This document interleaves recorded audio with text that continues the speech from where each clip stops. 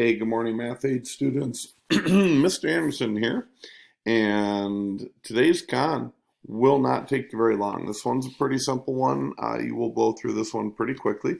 It only looks semi-confusing, but it's really quite simple. So today you're going to read two-way frequency tables, which is easier than you know. In this one, it simply asks right here, it says, how many students in this sample were female? Well, if you look down here, here's your female students right here. So if you add those up, you got 20 plus 26 is 46, plus 6 is 52. Yeah, pretty much that simple. Let's do one more example just to make sure we're all good with this one. This one says, how many students in this sample preferred dogs? Well, if you look right here, here's our preferred dogs.